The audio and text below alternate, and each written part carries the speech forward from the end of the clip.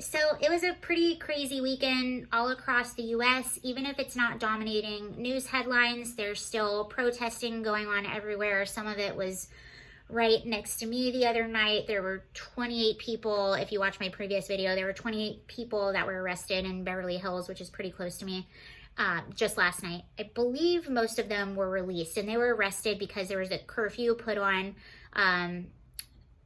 the city of Beverly Hills where they were, and after a certain time they didn't want anyone gathering in groups of over 10 if you're all there for the same reason.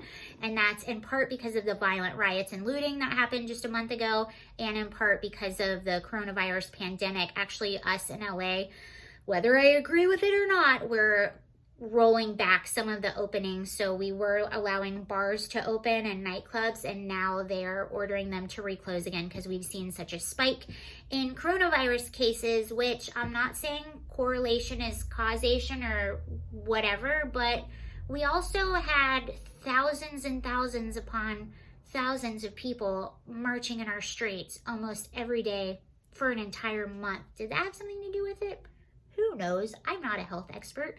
But there are some positive things that happened this weekend, so I wanted to share that with you.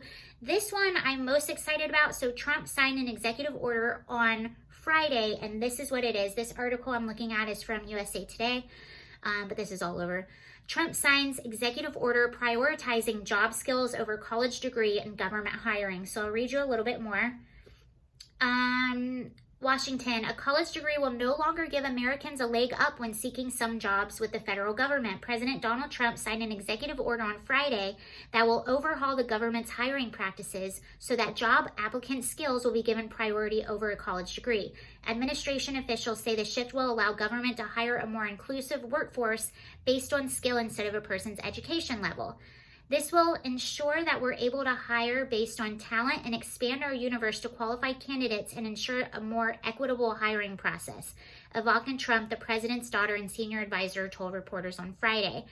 Now, this is huge. I actually worked for the government a long time ago, and it was very much based on you had to have a certain degree, even if you were hired to even get a promotion. Like each level that you go up, you had to have certain degrees. It didn't matter how long you were there. It didn't matter your experience or expertise or skills. They looked at that degree. And while I understand the logic behind that, I think it's sort of outdated at this point. I know a lot of people that came in straight from college, and there was a lot of things that they didn't know, or skills that they didn't necessarily have that were also very important for the job at hand. So this is going to give a lot of people a chance to change careers, a chance to go on another path. I believe the administration also set up some technological training programs in which one person that took advantage of this, I believe he used to be maybe a truck driver or something like that, and he went through a training program and was able to go into engineering because of that. Now, typically, for it to be an engineer, you need a specific degree, but because he finished his training and he was allowed to get the skills, he got this job. So I think this is going to give a lot of people hope. A lot of jobs that are phasing out, a lot of people that maybe are older and didn't go to four-year university, and maybe they're getting laid off from work and they're not hiring in their field, they have a chance to do more training and to be hired based on their skills, not necessarily college degree. I think that's really cool. I think this is revolutionary, and it's a step in the right direction. I think especially right now, people are seeing how problematic some of these four-year universities are. I mean, just look at the people screaming and acting crazy in our streets right now. A lot of these people are college graduates from liberal universities, and a lot of people are now starting to even question the credibility of these universities. So I think this is great. This is really progressive. There is another executive order that Trump signed, and I don't know when exactly. I believe he signed this, oh, it says 2 days ago. Okay, so Trump signed another executive order within the past few days, and this is from Fox News. Trump signs executive order to protect American monuments, memorials, and statues.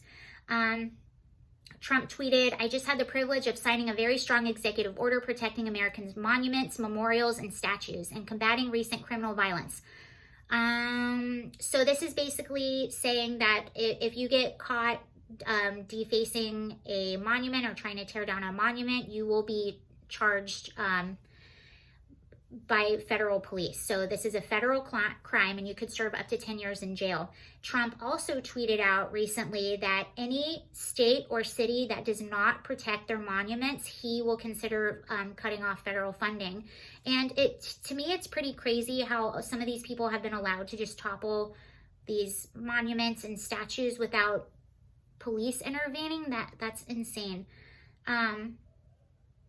Another positive thing is a lot of people are starting to get arrested. So videos are coming out of people that were taking down these monuments or engaging in a lot of violent activity. And a lot of these people now are finally starting to be arrested and justice is being served. Trump also listed about 15 pictures on his Twitter of people that were trying to take down the Jefferson Monument right in Lafayette Park in front of the White House. So hopefully some of those people come to justice if they were in fact guilty. I am all for, if you want to make change, if you feel like a statue should come down, if you don't agree with the messaging of the statue, I am all for that discussion, but this is a democracy. You don't get to just go and tear something down because you don't agree with it. You want to bring it up in Congress, you want to do what you need to do, and then allow the people of that city or that town to vote. I saw a really funny video earlier today. It was a black guy and his friend, and they went down to a monument in Raleigh, North Carolina. And he goes, look, I came here for a really nerdy reason. I like to take selfies in front of monuments and statues. And he goes, I drug my friend here. And he goes, listen, I don't ever make videos, but I made this video because I came here to this statue and I see all these people protesting for Black Lives Matter. And he panned the camera. He goes, do you see one black person? I don't. He goes, I'm the only black person here. My friend and I were the only black people here. And they weren't protesting. They were there to respect the monument and to learn from it and to figure out what it was. Insanity. Okay, so I hope you enjoyed some of that news. Trump has done a lot of cool things, I think, recently. I know a lot of people don't agree with everything he's doing. I'm glad he's cracking down a little bit on law and order. I was getting very worried. It didn't seem a lot of people were, and I felt like he was pretty quiet, so I'm glad he's a lot more vocal on it now. Let me know your thoughts on everything. Thank you for watching. Bye.